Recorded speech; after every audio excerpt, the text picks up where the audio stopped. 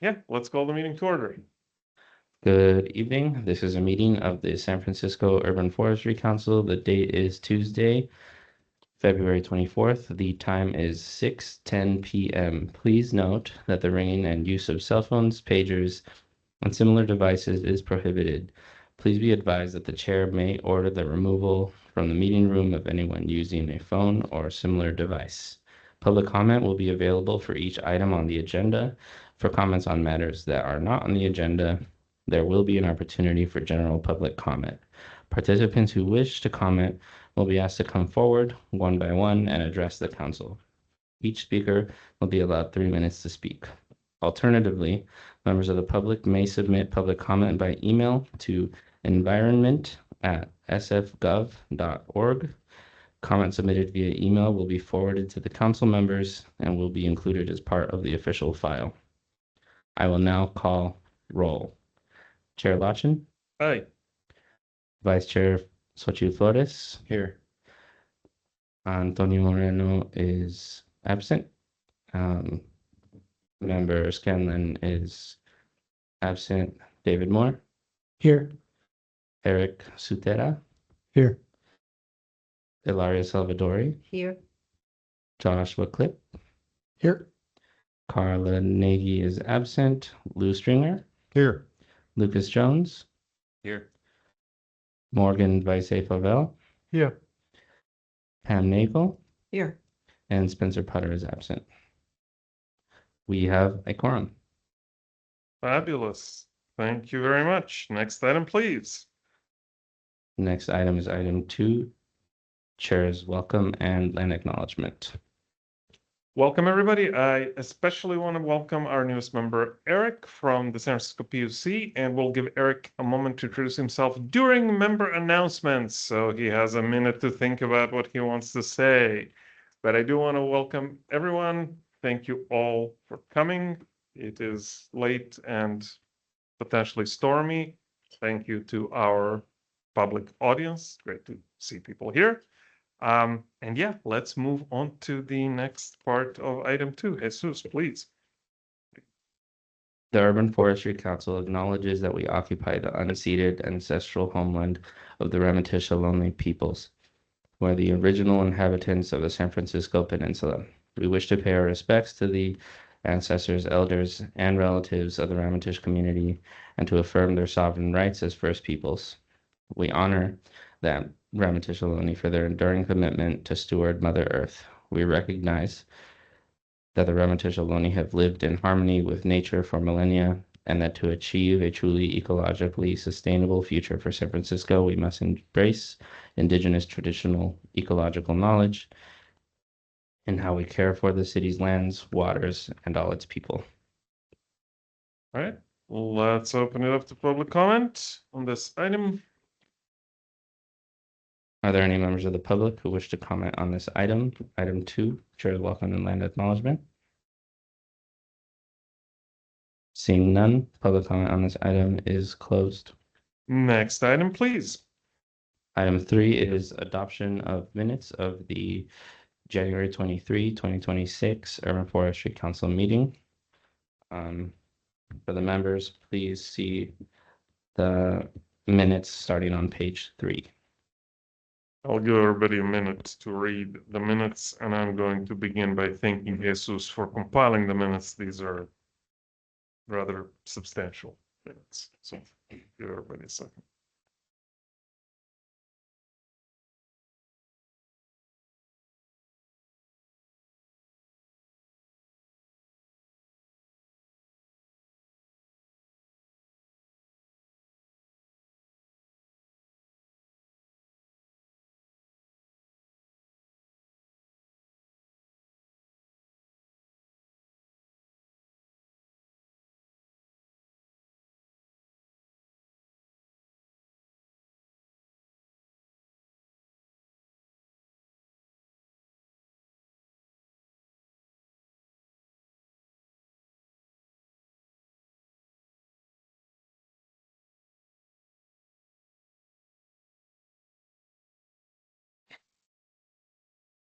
Sorry, they are quite long this time.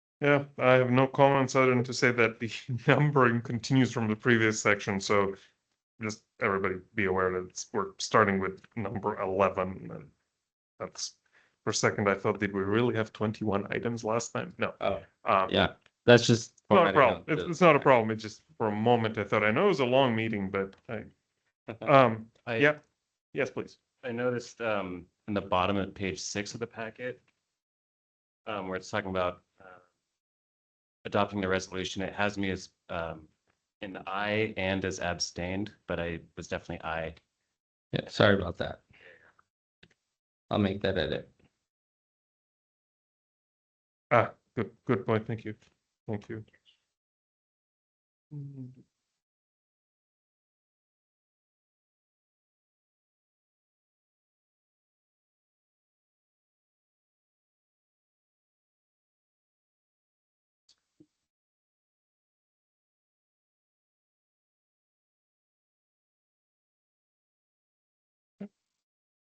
Spencer Potter also appears twice in that same line.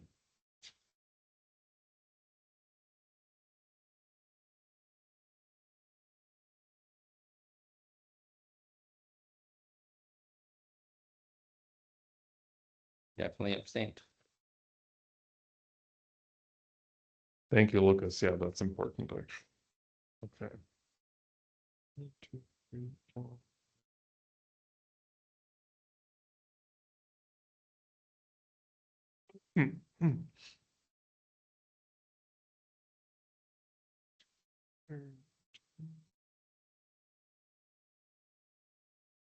Okay, good.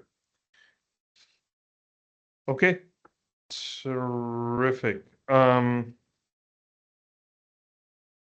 with those changes, I move to adopt.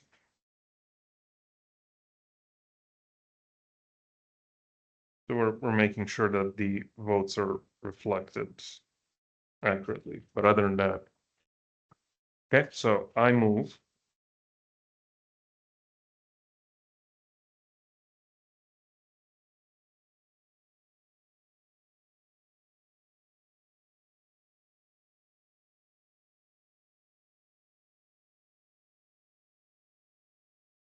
Do we have a second? Ilaria seconds. Thank you. Okay, so now it's up for public comment. Item 3, minutes. Are there any members of the public who wish to comment on this item?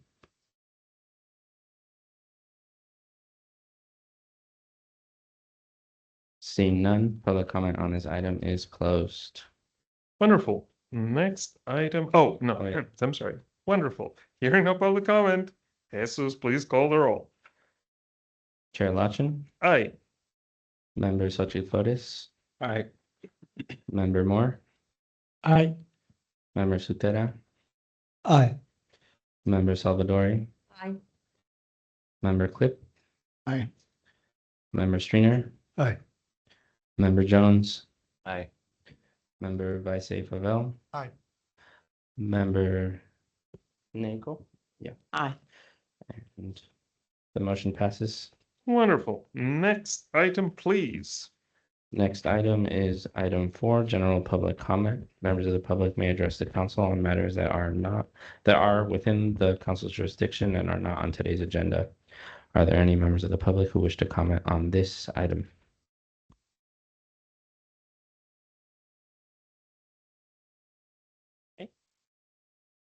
Seeing none, public comment on this item is closed.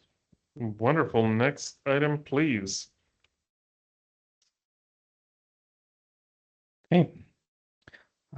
This item is item 5, discussion regarding urban forestry policies and street tree distribution outcomes. The speaker is me. The explanatory documents for this item begin on page 11 of the packets. That include a public comment from Sean Auckland, a request for inquiry from Assemblymember Matt Haney, and a response to Attorney General Bonta and Assemblymember Haney from DPW and planning. We will be discussing the inquiry and continue discussing this conversation, this agenda item where we left it off at the September meeting. So just to kind of get this item rolling, Assemblymember Matt Haney, California Assemblymember Matt Haney, submitted a request for inquiry to Attorney General Bonta, asking a lot of the similar questions that the Sean Auckland and the community members are posing. And so at this point, I will give the floor to David to speak about the response letter. Thanks, Jesus. So for those of you who were or weren't here, Jesus was accurate in saying that Mr. Sean Auckland was an attendee at the September meeting and aired several issues about perceived urban forestry inequities, specifically in his neighborhood, the Soma district. And several discussions were spurred about tree planting efforts and tree survival rates and minimum sidewalk width and a director's order about standards for street tree planting bed sizes in order to make sure there's enough soil and access for roots for trees, as well as ADA accessibility standards being met. And it was a complicated subject that we said, we're going to talk about this more. Subsequently, in, I believe, November, we had some of our council members were here. We had tree planting in that neighborhood, which went really well with the community members and Public Works and several other guests. And actually, Supervisor Dorsey came. And it was a great success. And we actually planned another tree planting event with some of those same community members, which will take place in April. So I took that as a nudge of like, let's go plant some trees where the people want to see some street trees. That's pretty straightforward. And I believe that Mr. Auckland worked with, Assemblyman Haney to draft a letter to the Attorney General of California about this subject, which you could say was an escalation. I won't read the letter myself, but it includes a lot of language and allegations about the city of and county of San Francisco. And that is in everyone's packet and submitted for the record.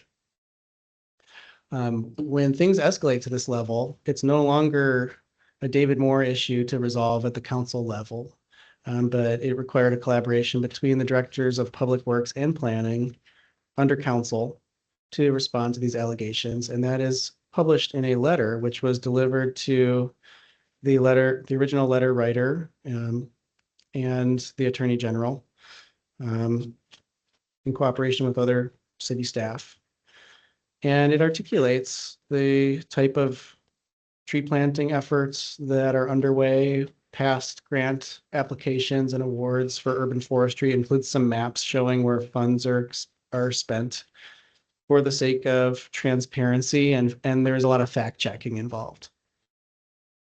This is a good start to helping rebut some of those questions and answering them. I don't believe that we have attendance from Mr. Auckland himself today, but I'm sure he's seen a copy of this letter. There is another inquiry that's related that will be forthcoming related to this topic, I believe, with motivation from Mr. Auckland coming through Matt Dorsey's office. It's a 23-point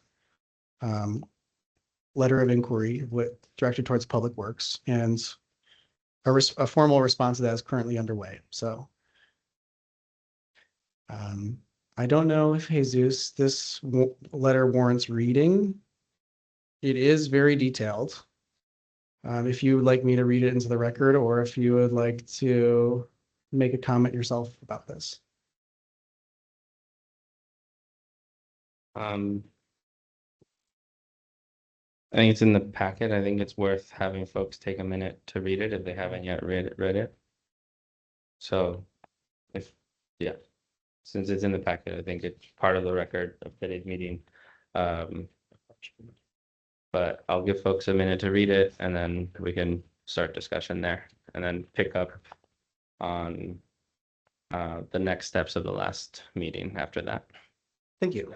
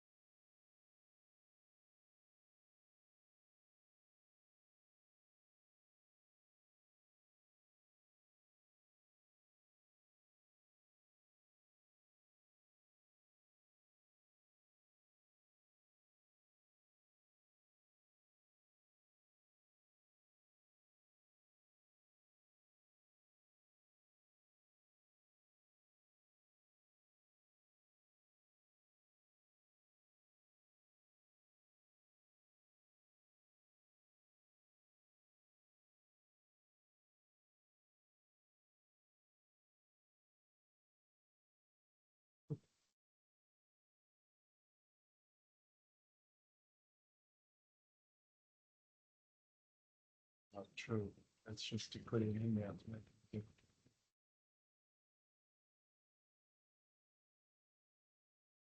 So, I can get us started, or Jesus, you can. But I think, what's interesting. The way this started was a perception that's, I think, not wrong, that we could use more trees in some parts of Summit. Doesn't necessarily fall on Public Works, but just making a general statement. Of course, once it proceeds to this situation of accusing the city of not complying with environmental justice laws, it takes on a different flavor. It's something that's not necessarily conducive to a discussion of technical solutions. But I'd like to try to bring us back to talking about, okay, so David, where do you see this going, setting aside this process, which undoubtedly will roll on? But you mentioned there was a successful tree planting. Do you see more of those kinds of things happening? Yes. So specifically in Soma, and we discussed some of the technical things last time, or not last time, but in September, was it? But I'm sort of wondering, I guess it's a counterfactual, so it doesn't matter. But if this hadn't happened, what would have been the? Well, we're continuing to work with community members for street tree planting locations specifically. There is demand for them. We're going to be working in the area around Harriet Street in April. And we have another 25 or so larger trees being planted because of the money that Josh got through restitution, for the UCSF Parnassus. So we're working, incrementally towards planting more trees. the Public Works does not have a huge street tree planting program, but Friends of the Urban Forest, who doesn't have a representative here, might be able to speak to more about plans that are underway. I know that Friends of the Urban Forest has more robust programming. Oftentimes the trees that they plant, Public Works ends up watering. So we work together on that. And I don't have like the facts and figures at this time of the portfolio specifically for this neighborhood. But we're in the process of evaluating available street tree planting locations and working with community members to plant more. Because of the trickiness of some of these sites, it really does benefit to have community members who want and will love the trees. And we even have buy-in from the Community Benefit District, Soma West, to water some of these trees. So we're really, I think, combining our forces to explore creative and practical solutions to address demand. And we don't see any reason for stopping this. But again, you know, there's not like a timeline to plant all available sites at this time. We're building our way up incrementally. David, do you have a date yet for the April planting, or is that just? We do. Oh, I don't want to say the wrong name, but it might be in my calendar if I'm allowed to look at my phone. All right. And I will certainly circle back with the team to make sure that that's publicly available to anyone who wants to come.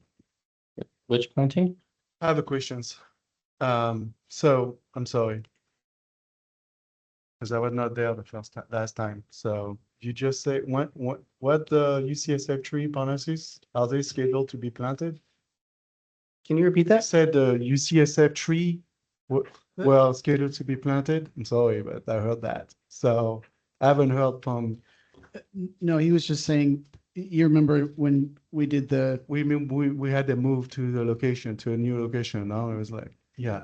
he's just saying that part of basically the appraisal fees that UCSF paid in that appeal are being applied to those plantings. Yeah, and when the appeal was done, can you remember my memory, please? When did we finish that? That When- we Yeah. wrapped that up in the beginning of 2021, I think. Thank you. Yeah. So 2021, I'm sorry, that's not, 5 years. 2021, those trees should have been planted already. And I think that later, it's just a reflection on some other thing that is going on, that a tree are not getting planted in time, period. And community event is great, but there is still a section that it should be planted, part of the operation of your agency, no? Sorry, I just correct myself. I think it was March 2022. To March 2022, I think, yeah, but like 2023. So all I'm saying is like, we have community events, we have all those things, and we've been having them over the years. It hasn't really increased the number of trees that we need to plant. All I'm saying is later, it's like a red flag warning that say, anyway, we haven't been planting trees in the city. And that's how I'm reading this. I understand what's behind this, but I'm also reading the fact that trees are, can you tell me, I'm sorry, I'm gonna be a little bit asking you questions like, do you know how many trees you guys are gonna be planting this month from your team, not from a community event? Do you have a schedule that you know how many trees do you guys planting every month? It's just like, I know how many trees I'm planting every month. I think Yeah. we're digressing from the subject. I No, guess no, I no, no, don't it is a little understand. I understand, but my question is very simple. Trees are not getting planted, and this later came because trees are not getting planted at the end of the day. And it's just like, I understand what your position, but you have to understand some of our positions that we've been writing those letters to the mayor and saying exactly the same thing. And it's like, now I know 100% sure because we pay fine and fees to get tree planted. And we use a community event to do a section or half of it. So and we planted very fast. But what I'm saying is like, we have an issue is like, it's still related to tree are not getting planted. That's where I'm getting at. No, I'm sorry to interrupt you, Morgan. I think just to try to keep the agenda item moving, we want to discuss the content of this letter, and I think what you're getting into is more of the the fact tree are not getting planted in the Of- city. of like, yeah, what next steps are to try to make sure that the trees are getting planted, specifically in this agenda item about in narrow sidewalks. So sidewalk is under whose responsibility? Right, but I want to get us through the discussion about this letter so that then we can focus the rest of the discussion on next steps to see if the council can support. Yes, yeah, I Tree understand that. The letters talk about tree empty well, you know? Right. That tree is not getting planted. That's the number one thing in the letter. That tree are not getting planted in that district. They have empty well, you know? That's number one thing, you know?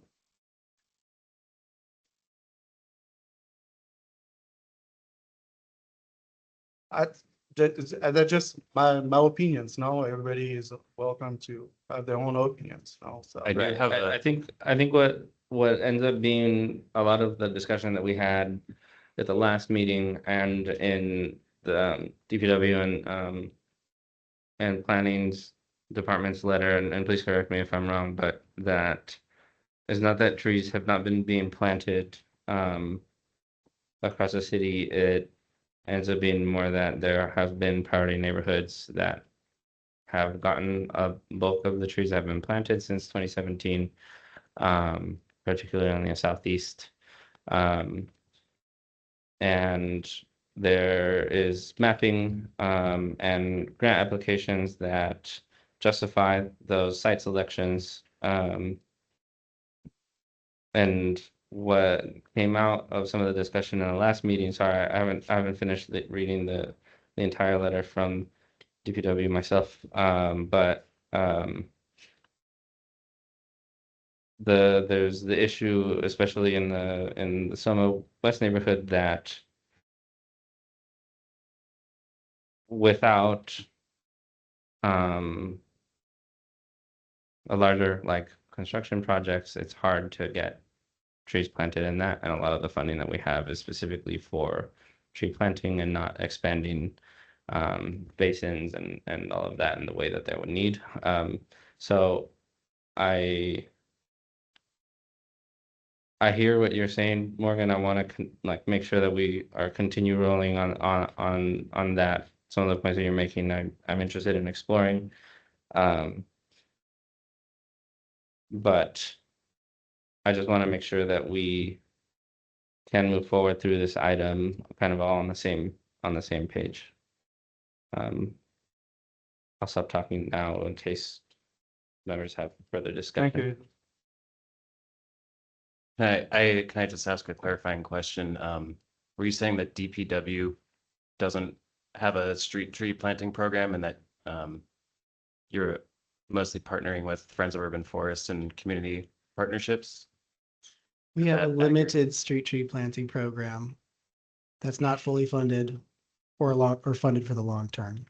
So it has intermittent funding, but we do apply for grants to pay for tree planting. So are there like staff, like is there like a full-time gardener or something that plants street trees, or is there Yes, we anything? have a young street tree planting and tree watering crew in the landscape shop. This has been a long time challenge for Yeah, Public Works, because when Street Tree SF was passed, the decision that had been made in that funding mechanism was to not include tree planting. So there's funding for tree maintenance. There's a set aside. David can correct me if I say something that's wrong. You're But correct. that's the essential challenge. There is money set aside for tree maintenance, which is great. That's terrific. But, and we could go, roll back time and look at why that decision was made to structure a proposition the way it was structured, to not include tree planting. And so this is somewhat unique to San Francisco. Usually the problem is reversed. Well, usually the problem is there's no money at all. But as David points out, and the city has been quite successful in applying for grants. I will say that over the last decade, some of the state grants focused on really high heat areas of the state. And so San Francisco kind of gets a little bit of short shrift there. I don't think this is news to anybody, but it's a little bit, challenging to compete with Fresno for some of those grants that are intended for extreme heat. Then there's the question of capacity. So because Public Works doesn't have a sizable, substantial dedicated stream of funding for tree planting, they have a somewhat constrained, shall we say, capacity. There's not a large number of people who are dedicated specifically to street tree planting. That's where FUF comes in. And unfortunately, our FUF representative has been not here for a few meetings, so otherwise we'd have her comment on how that partnership between the city and FUF is supposed to work. But in very, very crude terms, FUF is that capacity part of tree planting in San Francisco. I don't know if that makes sense. They Yes. can correct me if I'm saying something wrong. Thanks, Igor. And some of the funding that DPW does have for tree planting does get used by Friends of the Urban Forest Yes. for their own projects as well. Sorry, I have a question, comment. I wasn't here last time, so I missed all this action here. But by reading and so, following up on what David is talking and also Morgan is talking about, I'm wondering, are we, so clearly this letter was, pretty intense but underneath there is a concern, right, about tree planting, what Morgan says. So I'm wondering, are we as a community council today making a decision about requesting funding like we used to discuss earlier on, like months ago, or We not? made our funding request at the last meeting. We sent that letter to the mayor that said, You please said fund. it? Yes, we So we did do that. Twice. So I think, Right. so are we trying to respond? So this discussion here, it can be corroborated, like we can respond to this So letter. so there's- Like there's this the- is the one response, but we could add the funding request because underneath this whole concern and discussion is that perhaps the community would like to see more tree planting, right? And we used to say, yes, we should have more tree planting, but for whatever reasons, we don't have the infrastructure to do it. So we could add the fact that we send a letter as a request. It takes also a little bit of responsibility of only one agency because it's not only one agency's responsibility. Right, and I Does think make that sense? so I think from Matt Haney's letter, and then DPW and planning department's response, I think we wanted to just be able to like have it on at a council meeting that is happening, that is an ongoing inquiry, and that they've received another one from Supervisor Dorsey. Yes. And that one seemed much longer of an inquiry than Matt Haney's. But what, and I think some of what's in the letter is also what was in one way or another in like my report back on reading Sean's initial Mhm. document. Yeah. So what we were just trying to do now is just get through the response letter.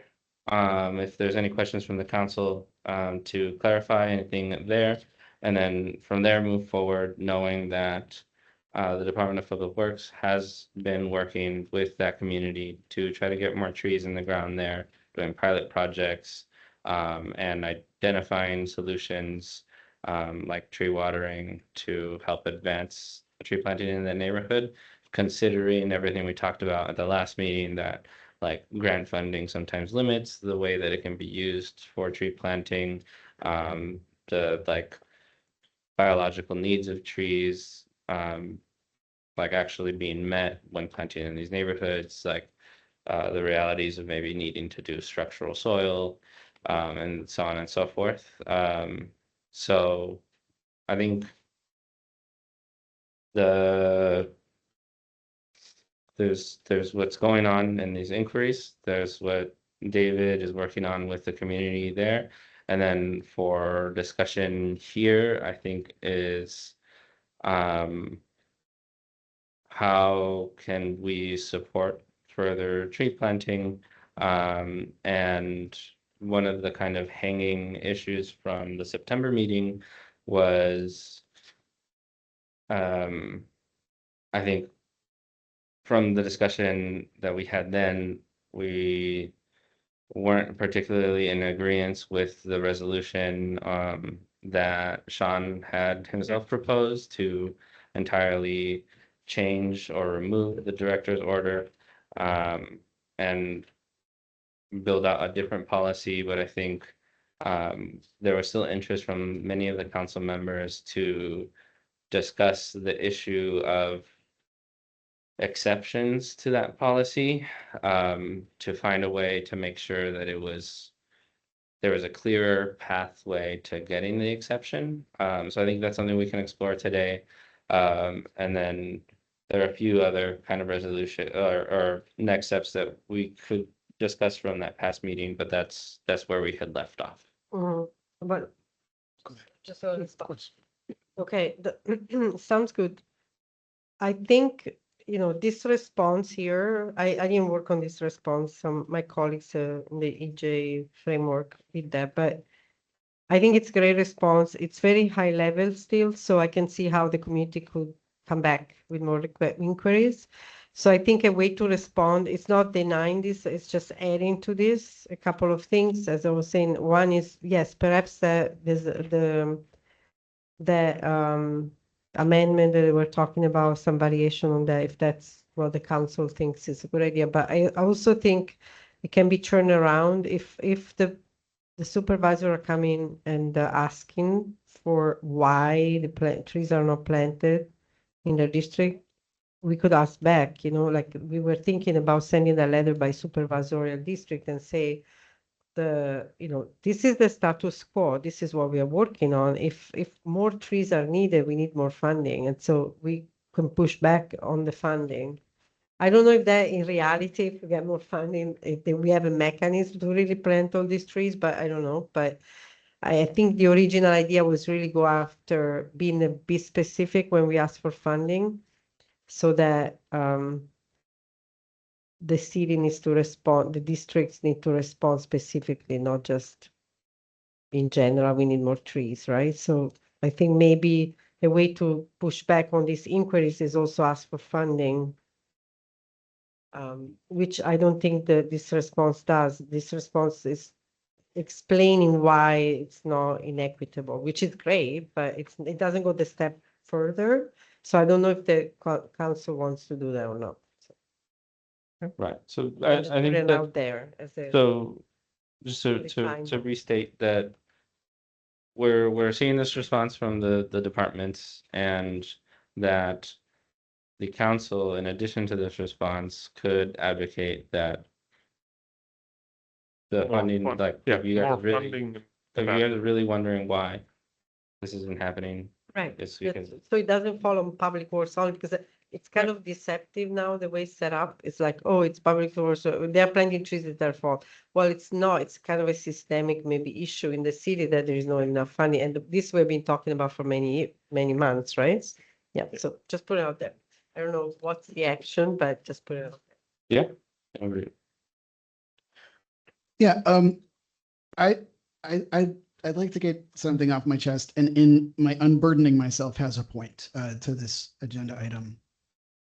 So the first time I heard of Sean was when I was looking at an agenda for the Sierra Club Conservation Committee, and I saw that somebody was coming to do a presentation on trees, and I was thrilled because usually I'm the only one out there doing that stuff. And so I attended that meeting and heard his presentation. And what struck me really was his origin story, which is that he asked for a tree in front of his house. And he got a response from the city telling him he had 30 days to fill in the empty tree well with concrete or get a lien on his property. And when he got to the bottom of that and realized that the reason for that was this director's order and the narrow sidewalk on his street, there was no clear path forward on how to request a waiver. And so that's how we treated somebody who asked for a tree in their neighborhood. And I have now heard from other political leaders in this city who are not in this room who have this opinion of Sean as this, troublemaker. And I think we're really making a big mistake with that. And let me back up a little and say that I have, 20 years in public service. I worked for the federal government for nearly 20 years. And public service means that we serve the public. And the public does not come to public servants usually because they're in a great mood and and they expect something awesome to happen immediately. It's usually because there's a problem. And in this instance, we have a member of the public who is very engaged. And I think we're missing an opportunity here. The reason I left public service is because I was a litigator and it was an adversarial relationship all the time. And I thought this is a waste of my life force because there are so many things that we can do better when we do them together. And that is why I got into disability access consulting, so that we can get ahead of this stuff, so that we can work together. And also why I was a volunteer settlement judge at the Superior Court for many years, because I believe in alternative dispute resolution. I believe in this. And that's why I've been in this room. The UCSF agreement was reached in this room. And let me tell you, that was a really miserable process for me. I think those 2 months of settlement agreement with UCSF and the city took 10 years off my life because of how I was treated. And I think we, as a council, members representing departments, we may not like how the community comes to us, but especially as we are looking down the barrel of less and less funding and more of our leaders stepping back from climate resilience rather than stepping into it, we need to be more in partnership with our community to solve these problems. So I think what is missing, I told you that there was a point to my unburdening, what is really missing from this is that angle. Is, it's just nope, we're doing it. Yep, we're doing that. As opposed to, okay, we can say what we're doing and what we're not doing, and understanding this is not we're right and they're wrong. There can be shades of gray, but most importantly, how are we going to work together to achieve better outcomes? So that is what I think is missing from the letter. The reason that somebody that it's an assembly person or a supervisor would write a letter on behalf of a constituent is because they want a better outcome. They want a healing. They want a solution. And I think we would have an even stronger letter if, rather than just yeses and nos, we could say, here is how we are going to engage, not just Arbor Day plantings, but year round. How are we engaging our community? And if you look at even the life cycle of tree work, FUF planting, FUF doing maintenance, planting and maintenance, they have volunteers out there with them. Watering, we've got Mission Verde, and I was actually now contacted by an organization in the East Bay that wants to know about how Mission Verde works and to present to their cohort on urban forestry. And yeah, and even funding, because these are things, if we have these engagements, we show that we're doing everything we can to stretch the dollars that we have. That incentivizes more funding. So that is what I think is missing from this letter is, that's what I think is missing from this letter. Thank you. Thank you, Josh. I had a comment in regard to the original letter that started this off from Sean Auckland specific, and this is just background, so I have an understanding, but it didn't seem to be addressed in either Matt Haney's letter to Rob Bonta, and certainly not in the letter that responded, which, and this may have been a detail that we discussed previously, but it seems relevant to what you were just describing, which is what is the problem? How can we solve it? And in his point too of administratively purge over 900 active citizen requests for tree planting by marking them canceled planned maintenance overnight, is because that wasn't brought up, right? In Matt Haney's letter. That did not enter into that, but it sounds like the crux of some of the issue, and I'm trying to understand, is that true? And if it is true, what are the constraints that would cause that to happen? And is it a funding constraint? Is it a I don't know if anybody knows the answer to that, but I'm curious. To answer that question, the answer is no, it's not true, but it's in the inquiry from Supervisor, excuse me, Dorsey's letter. Okay. So stay tuned. Yep. And we'll share that when it's ready. Yeah, I definitely want to maybe explore how we can work with this exception or figure out like, because it's one thing to get trees planted, but it sounds like they're not even being allowed to be planted first. So yes, there's a constraint on funding and planting and all that, but I feel, and this is a good example of community coming together, they will figure out how to mobilize themselves, but we need to get those trees, the permission to get those trees in the ground. So I don't know exactly how we would explore amending this public code or exception. Maybe Jesus, that's where I would ask for some Great. clarification, but This is where I pick up then. Okay. So as we've gone through, just to vocalize, we've gone through discussion on the letter. I think there is intent here to maybe have. I'm hearing that like either the council or that we would like to see from Public Works a little bit more of the next step in collaboration and mending this relationship with the community as part of the responses going forward. But then to kind of get to then the other requests of how do we help resolve this issue outside of these communications. I'm gonna go just quickly through some of the things that we already kind of covered at the September meeting, just so we all know what we have talked about. And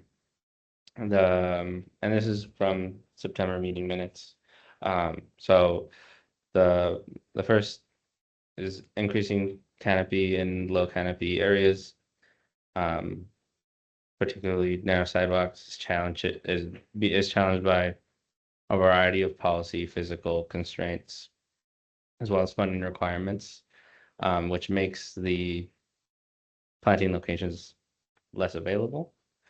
Then there's so further the grant eligibility issues, as Igor was mentioning, both because San Francisco isn't coming up as the hottest area in California, or those The grants. cost is leaving too, you know, people, San Francisco are pretty high standout, Right.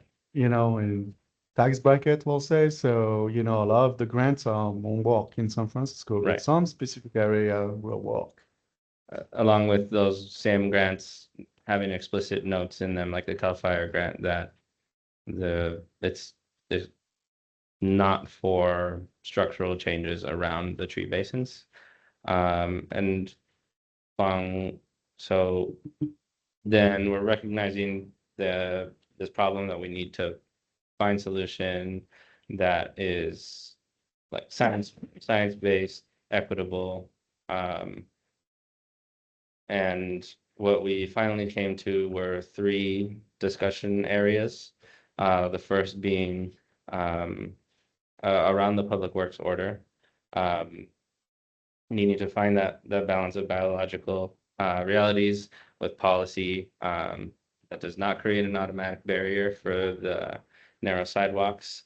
So what we had discussed at that time is to potentially draft a proposed amendment to that order, which really just outlines how somebody would get the exemption.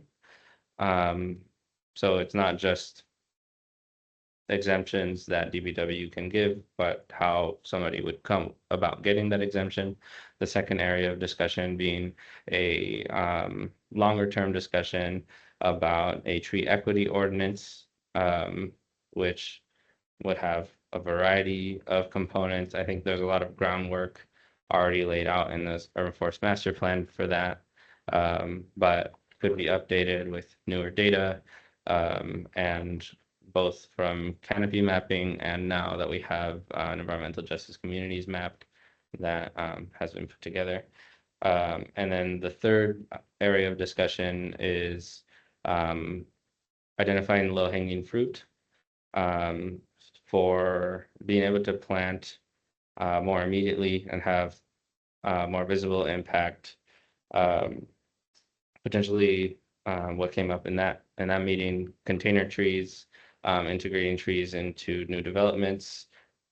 And this should be like a closer examination of how planning and DPW coordinate when doing any work in these neighborhoods.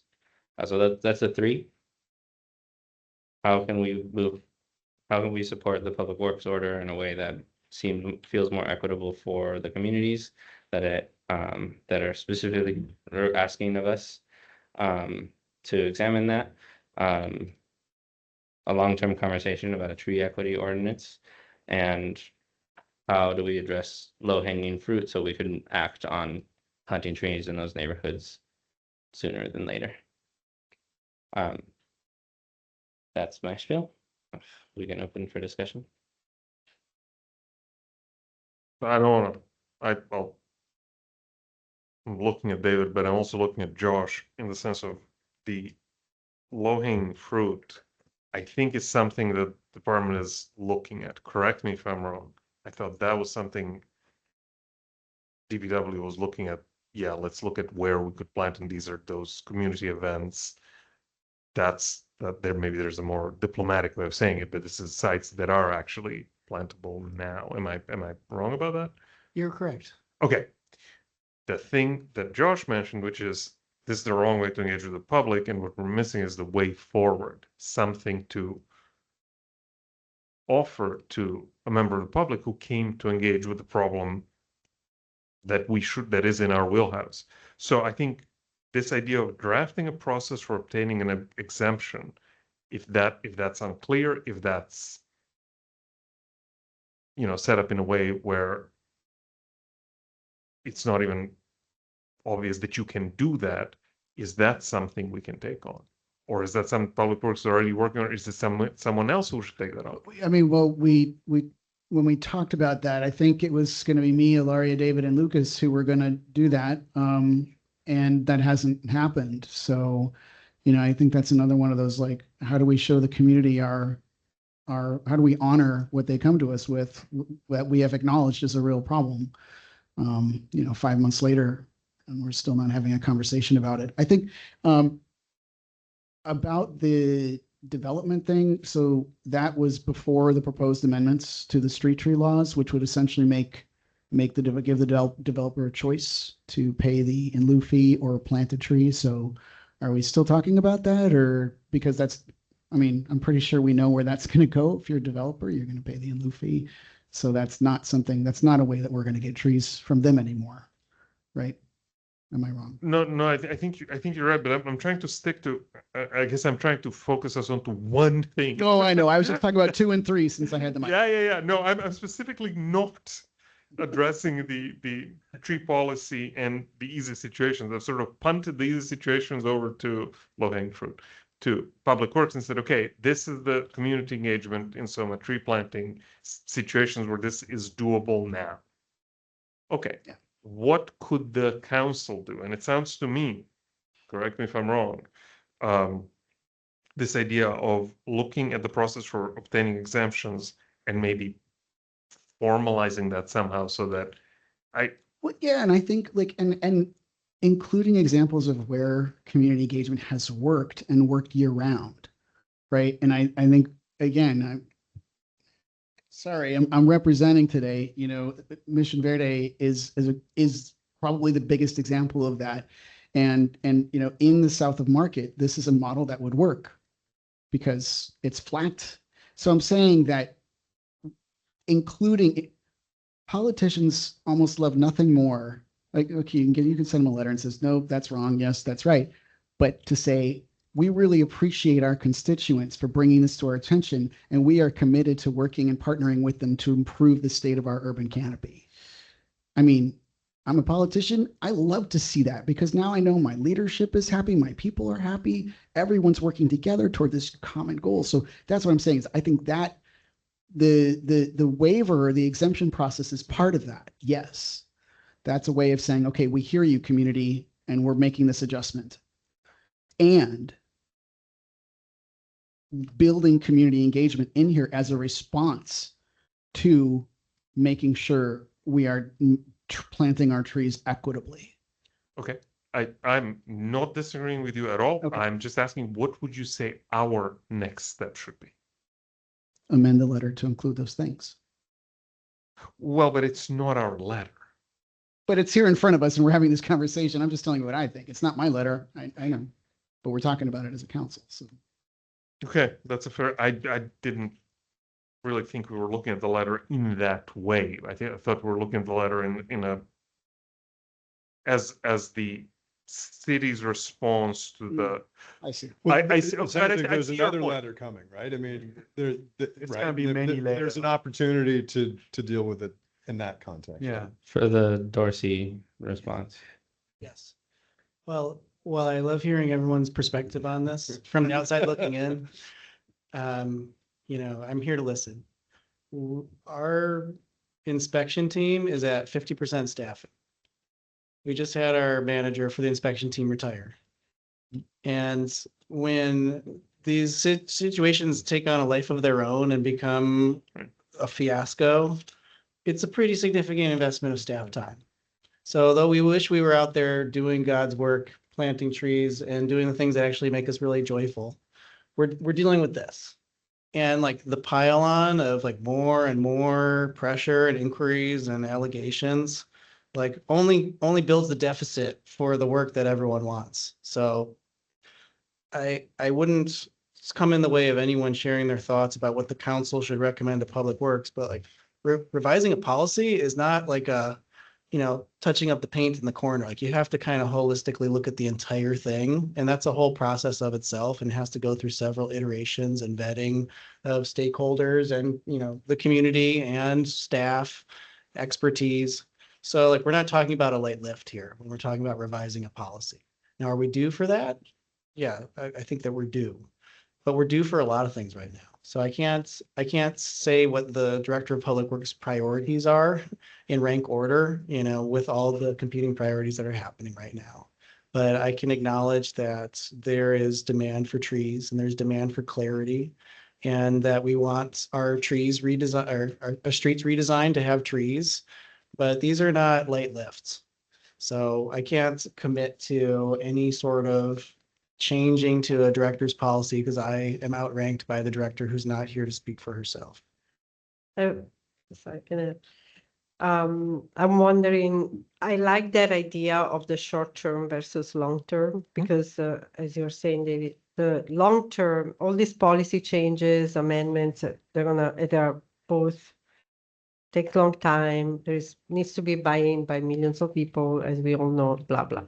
So we can put that as a goal, vision goal, to get it done. But I'm also wondering about the short term, and I feel bad because, I'm not public works, so I don't want to put you on the spot about that. But I'm wondering I think we could propose something that's realistic also for public works, that doesn't throw applications for how public works work, in the short term, but also leverages the community resources that Josh is talking about. So I'm wondering if there are options to put in the short term a solution that it's a low-hanging fruit. You can go to Soma, you can go to the Tenderloin. I work in the Tenderloin. There are a lot of empty tree wells, even though we had the planting. So, there are people who would like to participate more with this community partnership.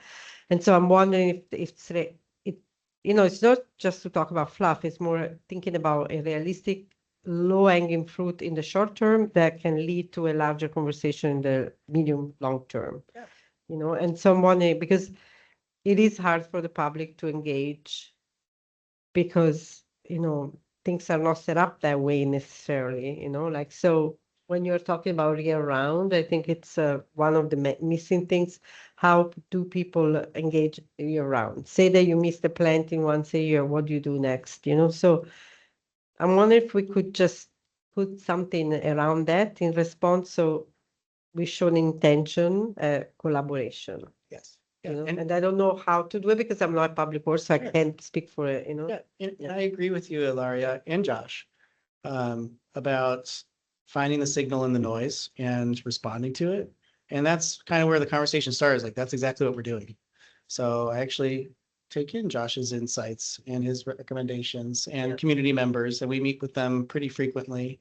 We're finding out how to incrementally move forward with tree planting visions. It just doesn't happen overnight. It does, like, to do the community engagement that everyone's asking for, it's not like a snap of your fingers. So we do have a public information officer who meets with members of SOMA, like, on a frequent basis. They actually report their watering to us and we have conversations about it. We have a volunteer coordinator based at the Street Tree Nursery in SOMA who also coordinates with these volunteers. We have a new public information officer that's going to be hired through our IRA grant, who's going to give our current one more support. We have at least one Public Works organize a neighborhood beautification day in each district every year. So and we have an entire community affairs team. So I'd hate to think that people would perceive us as not trying to do the things that provide an immediate impact. But just the thing is, you plant trees and they don't get watered or they don't get cared for, they don't get vandalized. It's because we stopped or we skipped over or fast forwarded through some of those more holistic grassroots efforts that require relationships. So this is something that we recognize as important, and we do want to move in this direction. So if you have recommendations, if someone said hey, can we plant trees in this neighborhood? I'd be like, all right, let's do it. Just let us know. We don't need to get to state legislators to get our attention. So we're listening, but let's talk about actually doing the work instead of grievances over expectations that are not funded. Right.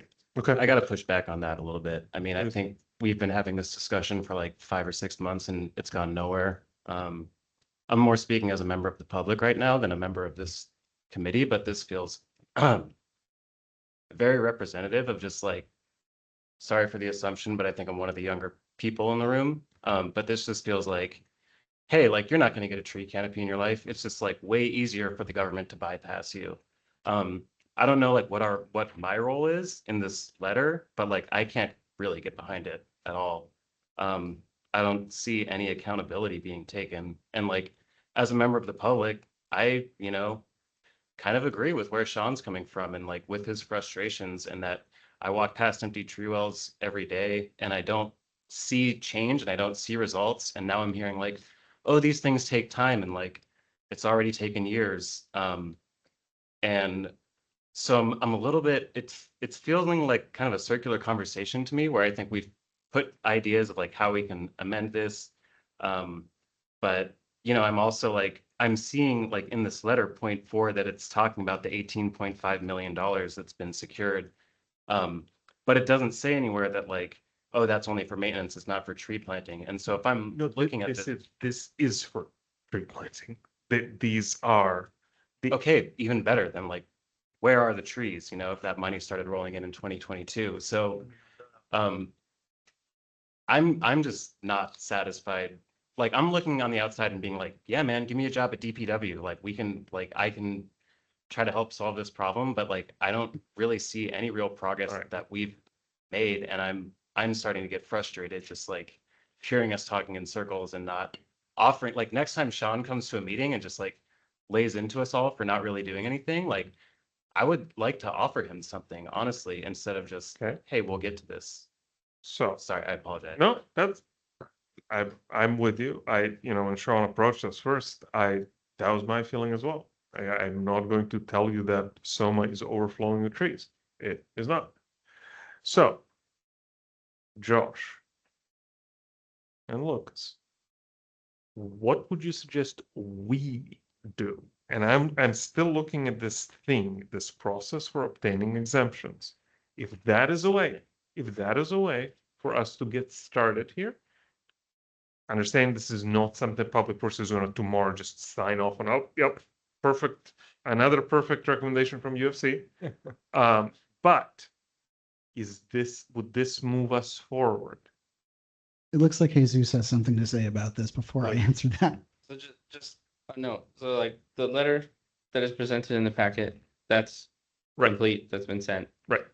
There is still a response to Supervisor Dorsey that is being worked on. I'm not sure that, well, I could ask David if what is being expressed in this room right now can be taken to that response and adding a section of it that is a positive, like closing to like, we intend to do this and this thing to resolve this issue with the community, to like have this positive moving forward step. I don't know if that's possible, This letter is already delivered. but for the Matt Dorsey response. So Excuse me, no, for Matt Haney response, the Right. one that's in the agenda. right, so this one's delivered, and I'm asking if you would be able to take this commentary into the writing. So just so we're all kind of on the same page, that like maybe if DBW is able to take this comment from the Urban Forestry Council into Supervisor Dorsey, to the response to Supervisor Dorsey. If not, fine. But then what I'm hearing is, what can this council do, or what can we do as members to then make sure that that message is coming across? Yeah, so to answer your question, yes, I think we should develop an exemption process that should be, I'm going to use the word codified, but I don't mean that legally speaking. But that should be clear how to seek an exemption to the director's order regarding the narrow sidewalks. And then, I mean, I don't know, I feel kind of bad that we're using IRA funds to hire another PR person instead of, maybe a community engagement manager. But I would, Those two things are the same. Our PIO is the name of the person who does community engagement. well, yeah, I mean, I saw him in action at a community meeting last week where it was just sort of complimenting the work of Public Works. But somebody that's actively not just talking to the public, but is engaging with the public, and not just let's have a conversation, but like, let's make programs, let's make partnerships, let's do things. Chris seems like a really nice guy. It doesn't seem like that's his job. But maybe I'm wrong. I just have not seen that from him. So that, Igor, to answer your question, a waiver process would be great, or exemption, or whatever we want to call it. And then some type of like, this is our community engagement program. This is what we're going to do. And No. yeah, One thing at a time. you asked me two things. No. What is the next thing. Oh, well, then So- I gave you two. You got two. All right, well, okay. I think Lucas and Josh are volunteering to take a look at that exemption process. Right, but Ilaria wanted to be involved because planning is involved. Okay, of And, course. and I I'm think sorry. David should be involved because Public Works is Well, involved. no. David will be involved. Yeah. Of course. Oh, okay. But I'm looking for a couple of people to lead a look at this. And so we can get to the point where somebody who's looking to get a tree and is told, okay, what is now the process for the exemption? Right. So, okay, terrific. Lucas, Ilaria, Josh, Can I get say- together. And David, So, it's his department. We can't I- go without him. right, I want to note, this is- Yeah. David commented on this earlier, that like you would see it difficult to allocate your staff's time right now to a policy change. Yeah, I would Like, not, I would not. But I think the idea is that that's what we serve for, Yeah. to take that on and as a gap that we have identified and can help move that forward, help get through those checks without you having to allocate Yeah. your staff time to it. And just as importantly, if the process itself is murky, we have expertise on this council that can illuminate the process. So there's one thing about changing the exemption process. The other is, can you navigate it as it stands? Maybe the answer is no. Maybe that's something we can help with. I'm trying to find a thing we can do. Yeah. Can I know you Terrific. said one thing, but Please. can I? add No, this? one thing. No, but One I thing. was going Everything to- else gets put into the queue. I We're don't not want. around for much longer, Igor. Let her Yeah, make a but suggestion. All right, go. to Josh's point, not to be lost. Okay, so it would be great if, and this is a little bit easier maybe than the changing of the language on the director order. The exception is thinking about the role of these public information officers and see if there is a little bit more active partnerships making in the neighborhoods. Because I do have, and I love working with them, so I don't want to, don't take it personally at all in any way, but I do feel like I had the feeling a little bit in the Tenderloin that I have this community action plan, I'm trying to plant trees, and we had these great conversations, but, there have been a little bit of circular ways of going and not really creating partnerships. And I know that the residents there, for example, would really like to have more trees. I know they got a tree planting, but it was not extensive. There are many areas that are not planted. There is a lot of discussion about how we can leverage youth to water these plants, and I think it's key that Public Works is at the table discussing. And it's not like they don't want to, but the way it's set up is not necessarily on the ground thinking about ways of. So I'm just thinking that would be nice, would be helpful to create some kind of programs at a neighborhood scale, but we would have to learn more from Public Works. What is realistic? What are the resources? What about FAF? FAF is the arm of, but Right. they need to be at the table. So I think that goes into Josh's comment that Yeah, that's there what I there was should be trying- investment into what community engagement program. yeah, that's what I was trying not to lose that. I'm Yeah. not saying we have to do it for next March Yeah. meeting, but I don't want it to get lost because there is an infrastructure now and it's working for many things, but the fine grain of the neighborhood sometimes is not there. And I know it's no one's fault. It's just like, that's what it is. So it would be good to maybe bring that, but I don't know how realistic, we need to work together to understand the feasibility of it because So- otherwise. From my seat down here, I can see that. So I just because I think I'm in a lot of conversations on this outside of these meetings. There is quite a bit of work going on with the community, where DPW is engaged specifically in some getting those pilot projects. It sounds like you're watering trees with community members are watering trees now actively. And we have some piloting in that specific neighborhood, and we have the example of Mission Verde, where these community engagement and community partnerships work.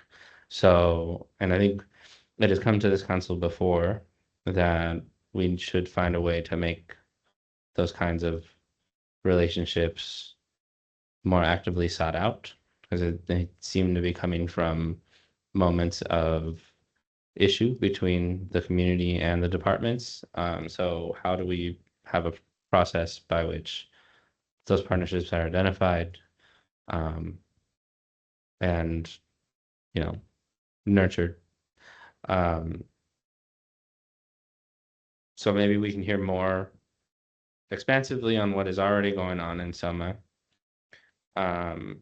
as a start to that conversation, because this has been such a hard conversation to have, and it's clear that many of us are becoming frustrated with the topic, because we all are urban forestry people. We all want to see healthy canopy equitably distributed across all the neighborhoods that need them. For the exemption process, the waiver process, whatever we're calling that, I think we had kind of gotten to this point in the conversation at the September meeting, where we would like people to meet and start framing that out, what that might look like. It's just we're 3/4 of into the time this meeting usually takes, and we have a whole other agenda item. But I think I would like to hopefully hear from the members of this council that haven't spoken today, or the ones that have, about, like, just to give them something to start with, to give Josh and Lucas something to start rolling with, what we would like to see, spitballing at least out of this waiver process, so that they're not starting from zero. Well, look at the waiver process, see if you can follow it, see what's unclear, see if you can find the waiver process, see if you can follow the waiver process, see where you guys get tripped up, and then let's have a discussion of what it would take to improve it. I think that's the starting point. Maybe it's a matter of improving the language, explaining what the process is. Maybe there are trip points that actually require a policy change. I don't know. So But I think we haven't actually looked at it. well, and I think that's because there's a note there that their exemptions are possible, but there is no process from there. It'd be up to a DPW inspector to check if there is an exemption possibility. So I think it would be doing an analysis. If that's the route we're taking, we would do an analysis of the whole order and identify, based on the contents of that order, where exemptions might fit, because I think the order elaborates all of the reasons why these measurements are the way that they are. So just wanting to, yeah, that's all I have to say. I would start with that if we're looking for something to do to move this issue of person runs into order. Lucas and I can talk. So. Okay. Yeah. All right. You talk. We'll bring it back. Right? Or everybody. Okay. Okay. And we have written down longer term issues like PR as partnership officers. Got it. All right. Phew. Well, thank you all for that comprehensive discussion. I think we should open it up for public comment. Are there any members of the public who wish to comment on this item?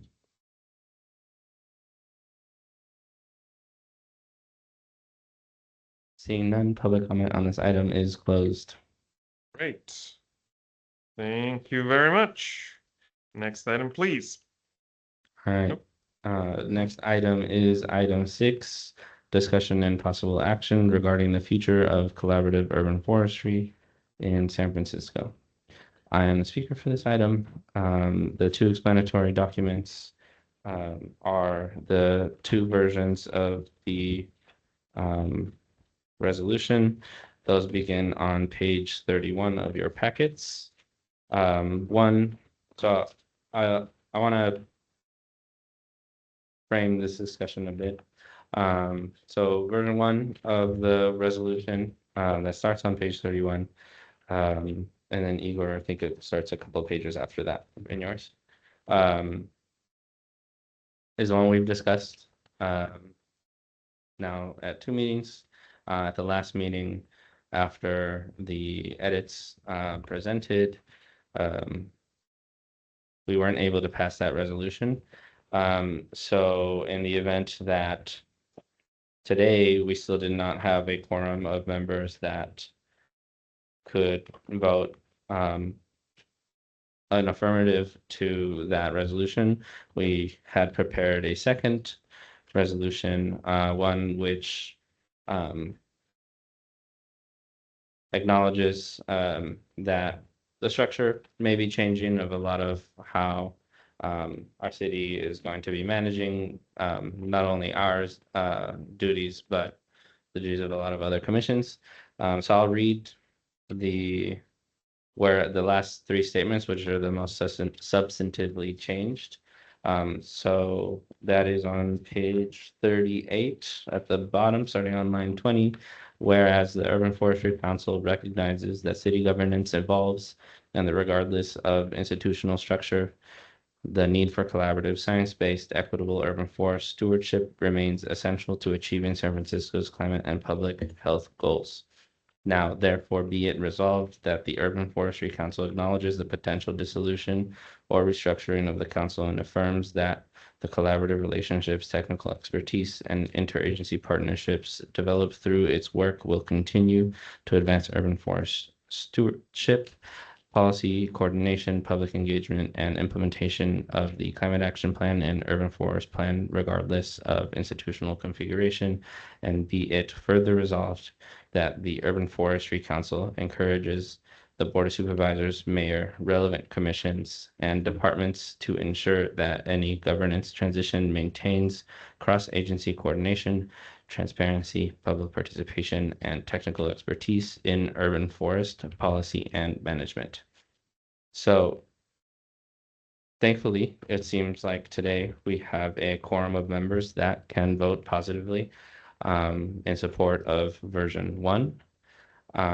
But instead of the new version that I just read, but based on a recent Board of Supervisors meeting notes that I forwarded to all of you. So my update here is that it seems that the Commission Streamlining Task Force can send legislation directly to the Board of Supervisors. So it would be all So all the recommendations in the form of legislation would go to the Board of Supervisors, and the vote. So at least the parts that don't require charter amendments to change, the Board of Supervisors would then vote on the whole package.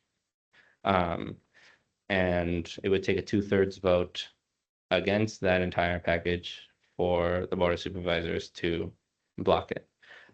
So considering that, I would still like to discuss the intent of the final sections of this new version of the resolution, as where should the work of this council live if it is indeed dissolved.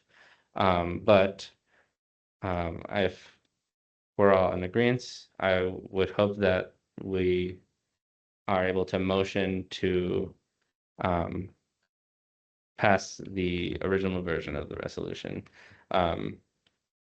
I think that is still an important statement to make from the council, even if we do have to realistically discuss what happens if the council is dissolved. So that's my framing for this item.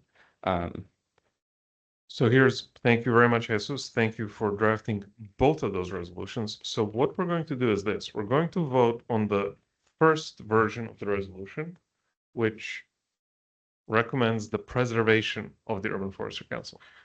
The value of that statement is that it recognizes that the things we do already have a home, the Urban Forestry Council.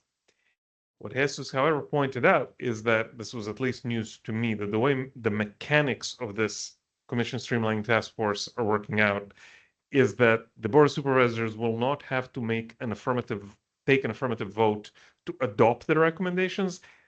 They can simply stand back and the recommendations will be adopted unless they're actively vetoed by the board. So that does seem to suggest that the recommendations are likely to pass. And then we should have a discussion, ideally before all of this happens, how the work of the council is continued in other venues. Because there's a few things that we do, well, there's a number of things we do that no one else does, but there's a few products that will now be homeless. The annual tree report, for example, which is a major policy document, will no longer have a home. The landmark tree program, I'm not clear, is going to have a home. So I think, and of course, the idea of a forum for cross-agency discussion is not going to have a home. And especially considering there's at least a couple of large landowners in San Francisco that without an urban forestry council, those agencies might simply say, well, there's not really much of a point in us sending our staff to some kind of info hearing type setup. So here's what I would suggest. I would like us to take the vote on version 1. And I would like us to potentially begin the discussion of if the council is sunset, where do these different functions and products go? We can continue that discussion.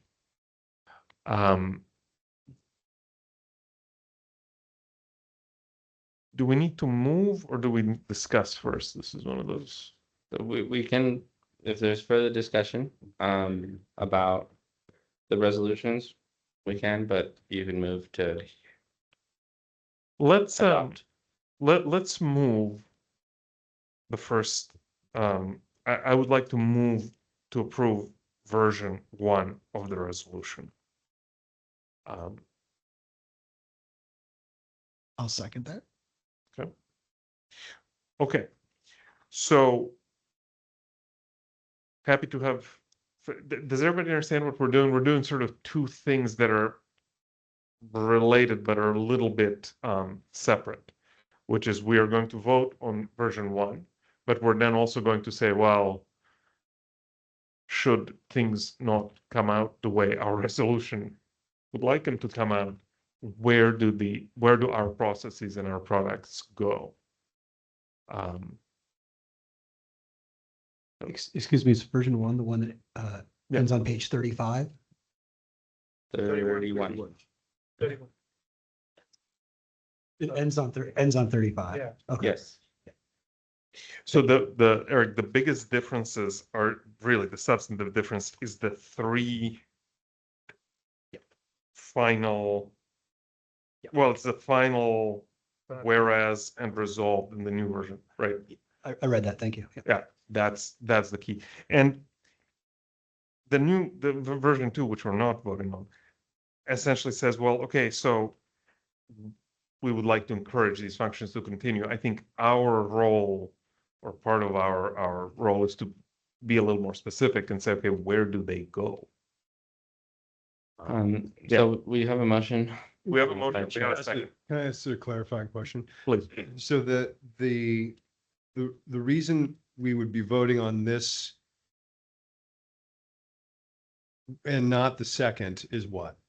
The reason we vote on the first version is that the first version makes it clear that preserving the Urban Forestry Council preserves all those functions in one body that exists. But why not just say the same thing, but then in the case that they are going to eliminate it, we just suggest where it should go? Well, we haven't gotten to that. But yes, so we could amend the first resolution to simply say resolved collaborative relationship, technical expertise, and interagency partnerships will continue to advance urban forest stewardship, etc. And further resolve that we encourage the board to ensure. So we could take the last two resolveds and put them at the back of number one. We could do Can I- that if can that's I- what is that what you're is suggesting? I'm saying, yeah. But I have Please. I think it would be good to decouple those because for people who have Okay. to vote abstain on the first, Oh, that's a fair point. they can then vote actively. Okay, something okay. Got it. Okay, that's resolving an it. interesting point. Yeah. Right. Would the vote to abstain then mean they abstain from those sections as well? Well, probably not, but I understand that, yeah. You would prefer a shorter. Well, I feel like it would be good to, we are representing our agency, so we vote whatever we have Yeah. decided to vote, but then also in the situation where the council should be dissolved, we should have a say, like, we could have a proposal, right? Right. Understanding, and then we can all vote yes or no. So, Because that's a kind of a different issue, right? yeah. Yeah. So the abstaining is not a no. So I think that shouldn't be problematic for you to not be able to vote on an amended version of version one. And we would still continue that discussion of what happens next, even if we are dissolved. I'm happy to move those last couple sections of the V2 into version one. I think that's an interesting route to take that. I think if we can decide right now which parts go where, I think that'd be awesome. I would like for this not to move for another month forward. The only other thing I have before we start going into that conversation is I want to acknowledge that Morgan has not been able to attend the last couple meetings where we have discussed these resolutions. So if you have any questions before we go into amending or into a vote, you would have the moment to ask them. Good. Okay. So here's what I would say. So taking the pieces from version 2, we absolutely need the final further resolved, which encourages the board to ensure that governance transitions maintains. So that'll be the last paragraph. Then before that one, you'll just change it to further resolved, potential dissolution and affirms the collaborative. Take those two. Take the last two pieces from version 2. 1 second. So the last two paragraphs, and they're both going to be further resolved. Doesn't it water it down quite a bit?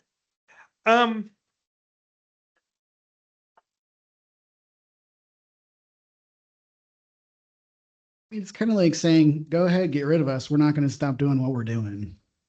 I mean, Well, kind of. okay, you know what? Let's hear it. I don't have a strong feeling one way or the other. I do recognize both. Do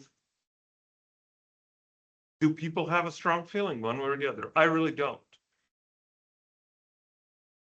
I mean, it only seems likely that this is I haven't heard any suggestion that this is not likely to happen. In which case, we should put something forward to suggest what will happen with the work that happens here in the case that it was dissolved. So you would I would suggest add the two yes. resolvents, okay? Do people have strong feelings on where they're, irrespective of how you're going to vote? Do you have a strong feeling on? And do you think we shouldn't?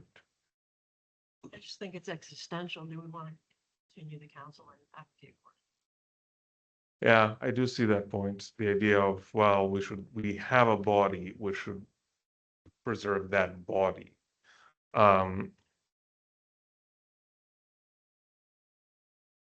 Is that then, so, and if we're at this impasse, no, we're not the impasse. I'll make decision, but but if this, to just to explore the thought, if we make we vote on version 1, and soon, at whatever timeline the Board of Supervisors and the Commission Street Landing Task Force has for deciding not to block the changes, would it then feel weaker, for lack of a better word, to at that point, once we are facing dissolution, it would still be like 90 days, so 3 of our meetings, then make the Sorry to interrupt. Argument. Peter?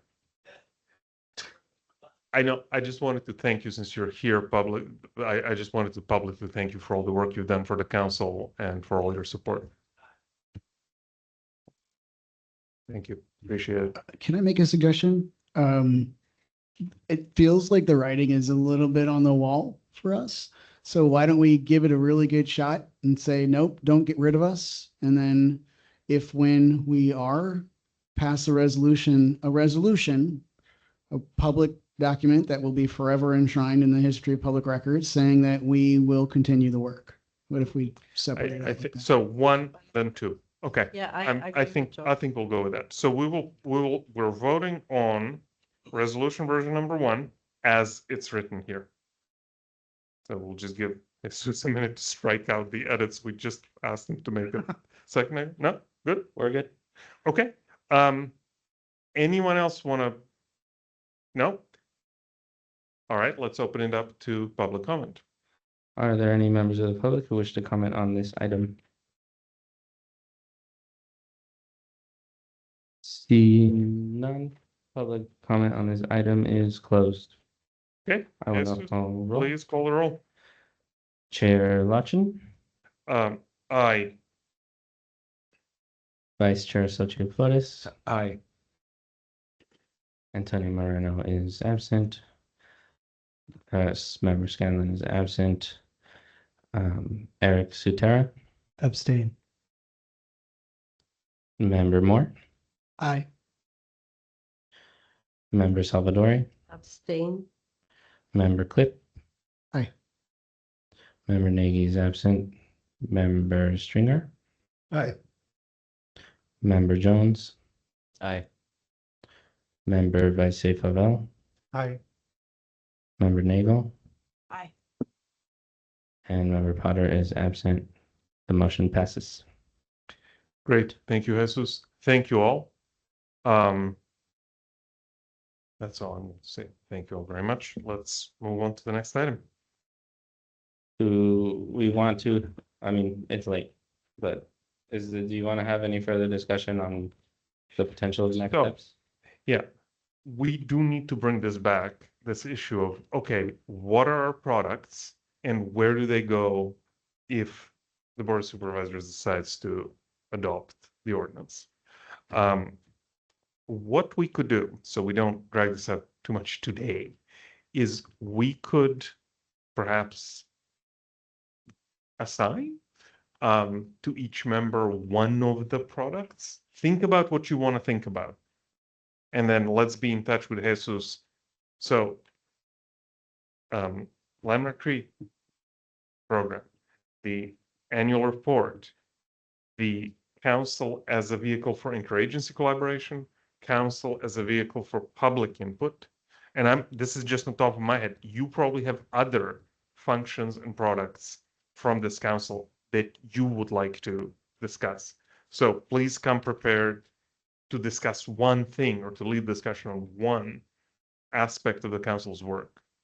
I think that I don't have a more streamlined way to do this. Yeah, I'll also, following the meeting, I'll forward the Urban Forestry Council code, both the sections that are in the Public Works Code and in the Environment Department Code, so that you can reference for this thought. Yeah. Terrific. Yes, Lucas. I have a question, Please. not to drag it out, but Is it the next Board of Supervisors meeting that we expect? We don't know. I think we don't know. Okay, I heard something randomly on the radio that was like, the Board of Supervisors will vote on the commission streamlining at the March 1st meeting. So I don't know, I heard that. That you heard that on the radio? Yeah, and I thought maybe that would be it. It would come up here, but it's not. So anyway, maybe it's then. My question is, because I was at that Streamline Task Force meeting and I know that I wasn't allowed to make public comment on that.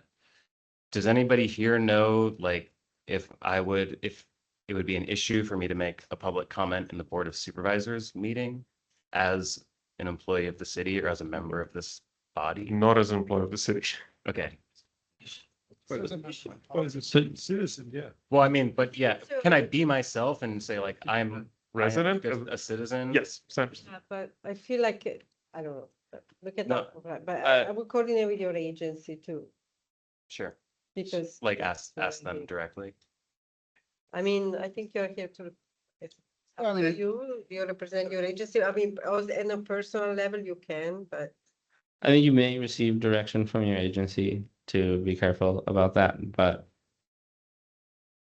like factually speaking, you are able to go to those bodies Yeah, and I represent yourself as Yes, a I member guess of the public. That's great. What I'm getting at is that it might be of value to do that because if it's the type of situation where the streamlining task force is going to say, here's all of our recommendations, do nothing and they'll pass, then yeah, they'll probably do nothing and it'll pass. But if we're able to actually I'm assuming that they'll have public comment on that. And if we're able to make public comment and be like, hey, I'm so-and-so, I'm a city, I'm on the Urban Forestry Council. You know, in my scenario, my comment would probably be something like, I was at the Streamlining Task Force Commission when they, you know, didn't even realize that the port has trees or that, you know, they thought that the body of urban forestry could just be absolved into DPW's Bureau of Urban Forestry and the Environment Department. So I think maybe showing up to that meeting, and maybe that meeting is on Monday, I guess, like armed with some of that. Hey, I'm a real person who served on this body. Here's what you would be losing, and be able to say that to the Board of Supervisors. Maybe that's our only chance to get 6 of them to vote the other way, or maybe, I don't know. And to follow up on that, actually, now that you bring it up, that hearing, that time that we met, I can't remember which month, September, that we got like 80 people, it lasted hours and hours. Like, to me, that was a very telling kind of situation where, yes, it was about the DPW or the whatever, but it was also like a really a testament to how important trees are to people in neighborhoods. And I think, you know, one thing that happens, at least for plans that we do, we always go to the planning commission. There is a way to ask also, and this is, I think it's totally appropriate as an urban forestry council, ask groups in the city that deal with you know, advocacy or greening, or there are many, they could actually come to speak. Like the same people that came that time to talk about one specific issue, they could come and talk about the larger issue. So I don't know how that is done in the short. I mean, we need to confirm if that's actually on the agenda for Monday or not, but then that's totally appropriate. It's not like a weird thing to ask because it's public, you know, public comment. So.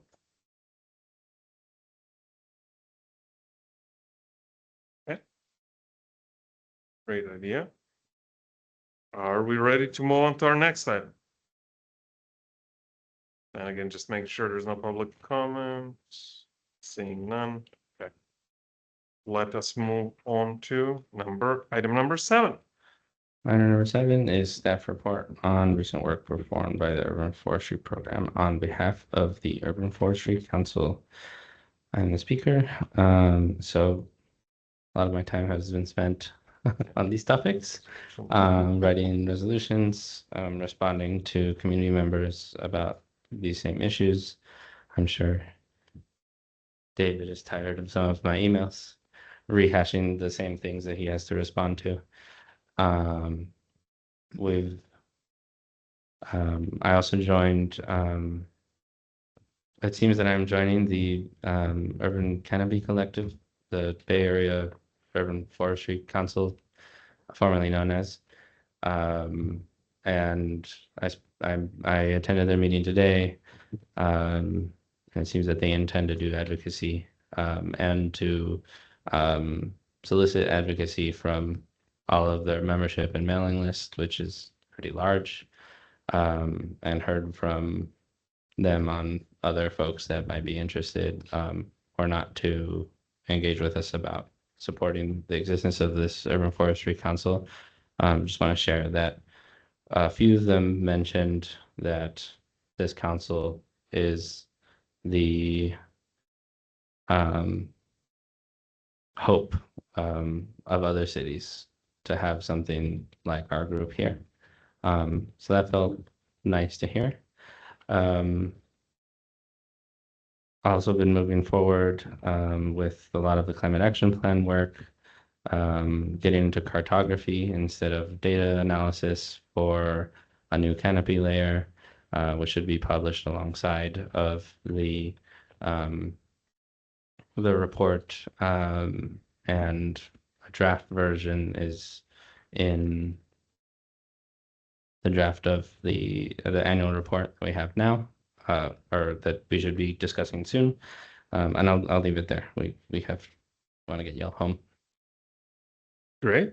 Thank you very much, Jesus. And again, thank you for all of that writing that you've been doing lately. It's been a whirlwind, and we all appreciate it because it was a lot of work. And yeah. One thing, actually, it's very lightly has been brought to this council a number of times and in public comment that there's some communities, some community groups, some community benefit districts and business districts have inquired us about what to do about dogs and what they do to our young trees. And that had kind of come to a dead end. But recently I was able to bring an example from Chicago, because they have signs up around the city that pose dog feces as an IPM issue instead of technically an urban forestry issue. So now I was able to get some IPM folks on this problem of like figuring out how IPM can support urban forestry and protecting our younger trees. A very, very side quest issue, but I thought it was interesting, so I wanted to share. Okay, great. So, Jesus, for the record, I never get tired of your emails. Thank you. great. Is there any discussion? No? Okay, public comments on item 7. Are there any members of the public who wish to comment on this item?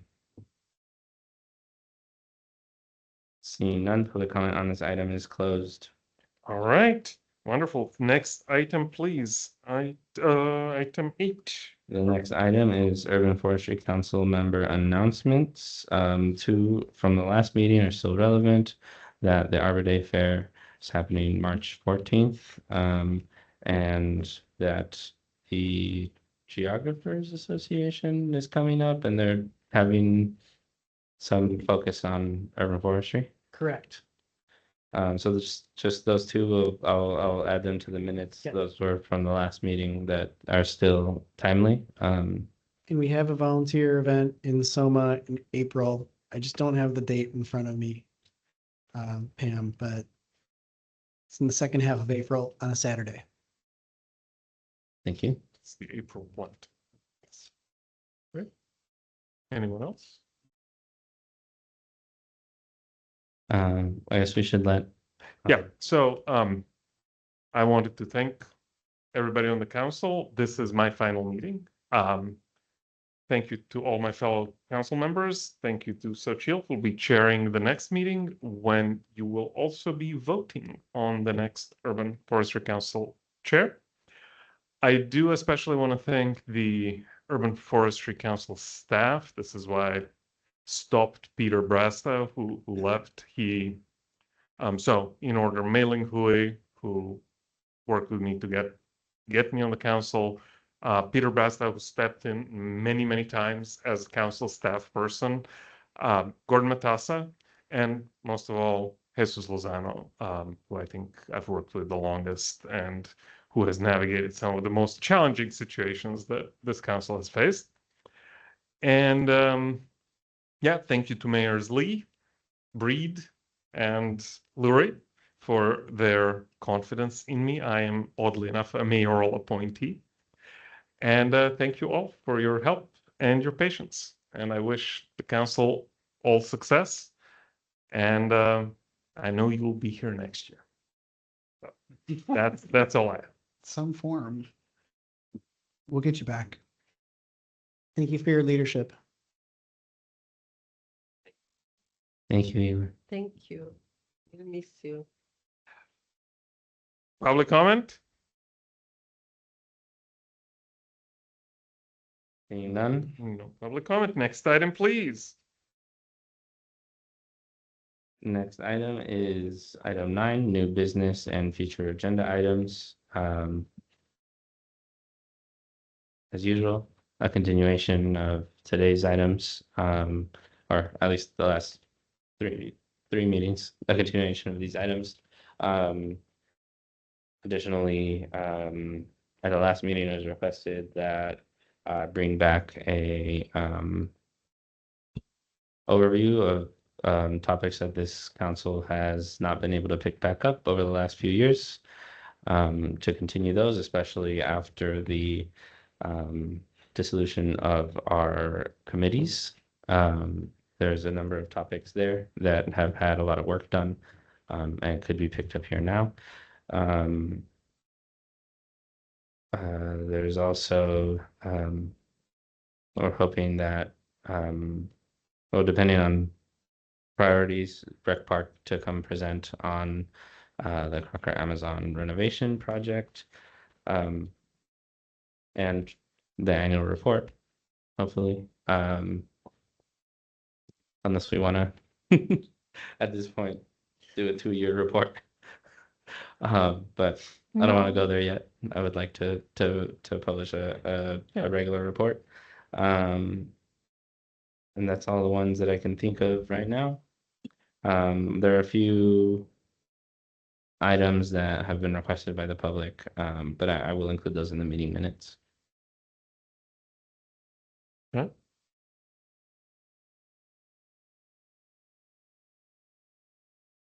Oh, very good. Thank you, Pam. So yes, I almost skipped over Eric's introduction. He was hoping I would. Eric, do you want to say a couple of words about your pathing to urban trees? Yeah, I'll err on the side of brevity here. I'm a professional forester with the state of California, RPF, Mhm. and I've worked for the Public Utilities Commission about 8 years now. I'm down on the peninsula on the watersheds mainly, but I'm very familiar with David Spiegelman, his position and all of his projects. Met some of the folks here, so I'm happy to be here, and hopefully we are not dissolved. Oh, And that's my personal, not my professional, not the PUC saying that, it's me. Thank you. Thank you very much. And thank you for joining us and welcome. Terrific. Okay.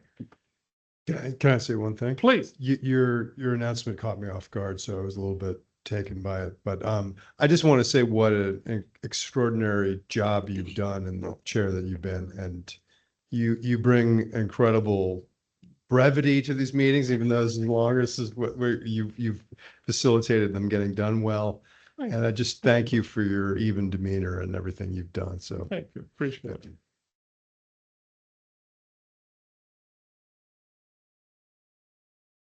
All right, public. Are we soliciting new business? Yes, we are. Please. Okay, may I? Yeah.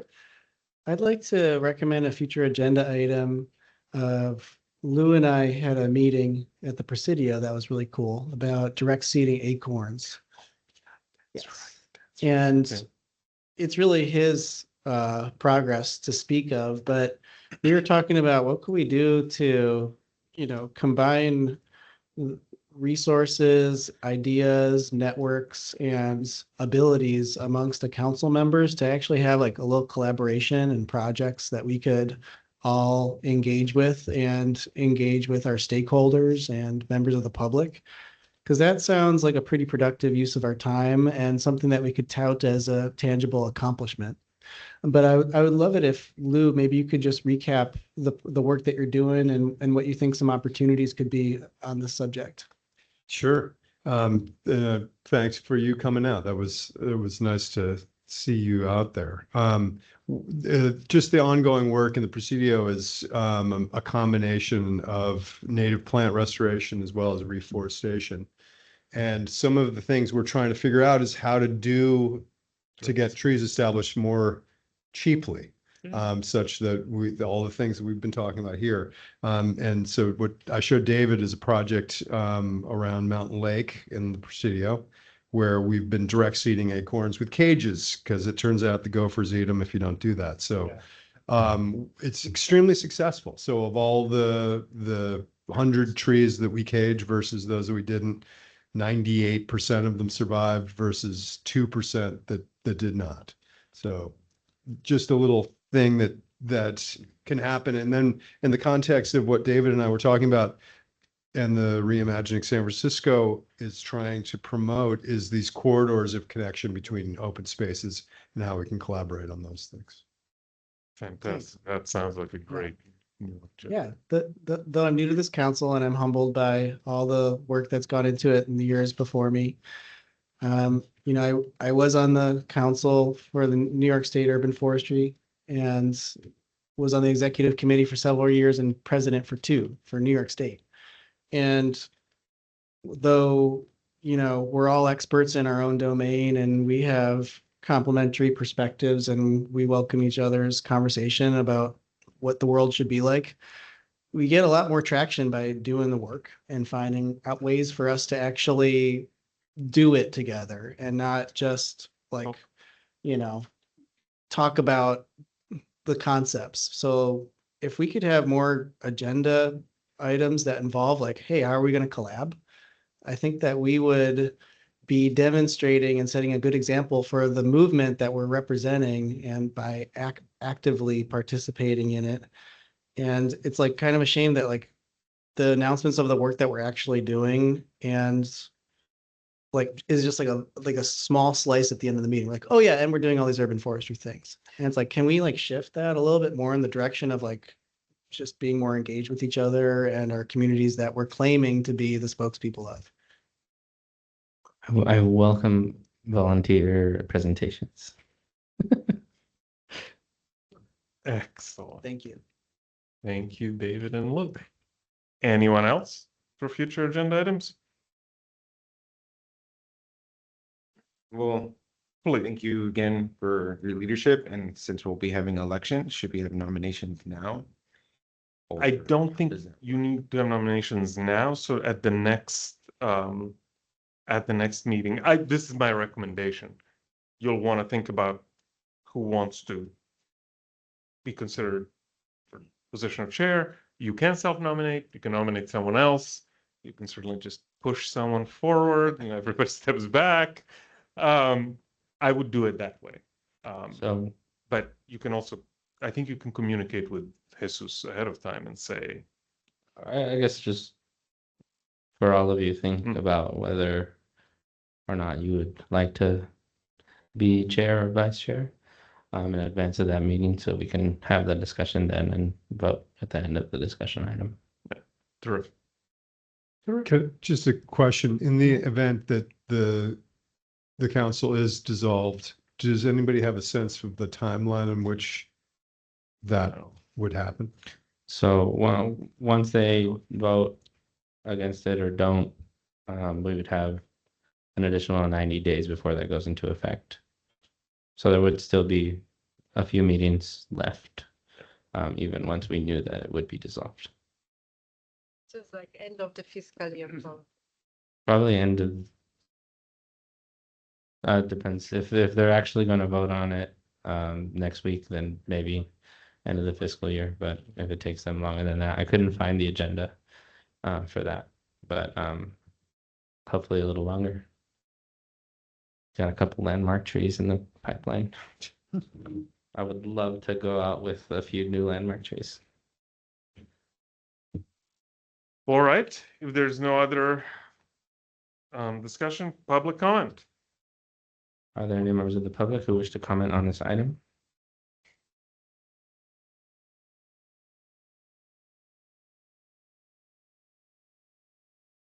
Hi.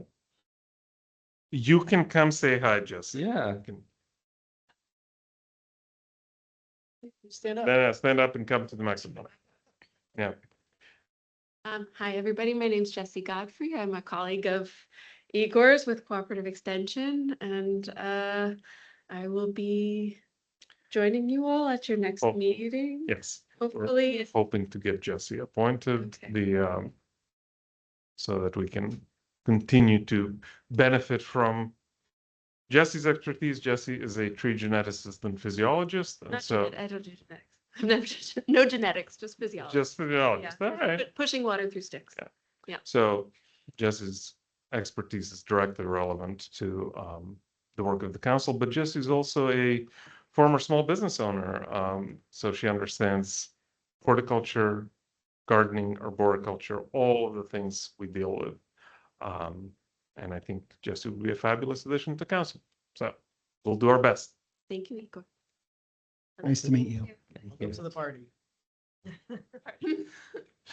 I said, welcome to the party. Any other public comment? Seeing none, public comment on this item is closed. Fantastic. And let's move on to the next item, please. Next item is item 10, adjournment. This meeting is adjourned. The time is 8:12 p.m. The next meeting of the Urban Forestry Council will be held on Friday, March 27th, 2026 at 8:30 a.m. Information on upcoming meetings, public hearings, and deadlines, as well as archive minutes and agendas is available at sfenvironment.org. Thank you for joining us.